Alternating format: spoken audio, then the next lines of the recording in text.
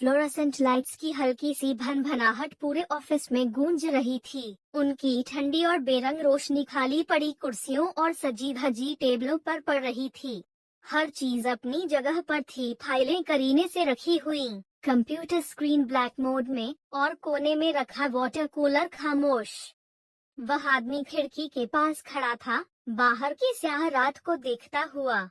उसके बाल बेतरतीब थे, शर्ट के ऊपरी बटन खुले हुए और चेहरा किसी अनकही थकान का बोझ लिए हुए।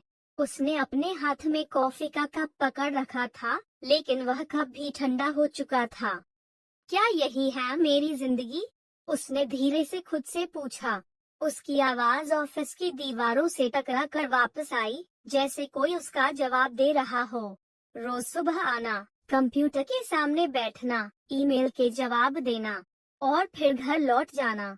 यही चलता रहेगा तब तक जब तक।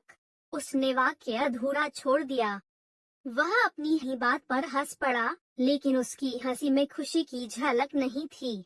वह कुर्सी खींचकर बैठ गया, टेबल पर रखे अपने आईडी कार्ड को देखता रहा। उस पर लिखा था उसका नाम, राघव शर्मा, जो अब उसे अजनबी सा लगने लगा था। राघव शर्मा, एक और दिन खत्म हो गया। और तुमने क्या हासिल किया? कुछ भी नहीं।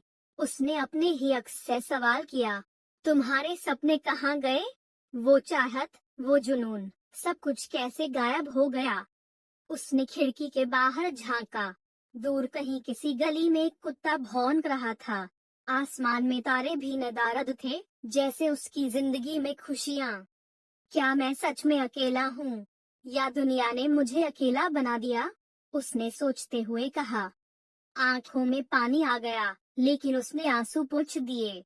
नहीं राघव, तुम्हें मजबूत बनना होगा। लेकिन किसके लिए? उसने घड़ी की ओर देखा। रात के 11 बज चुके थे।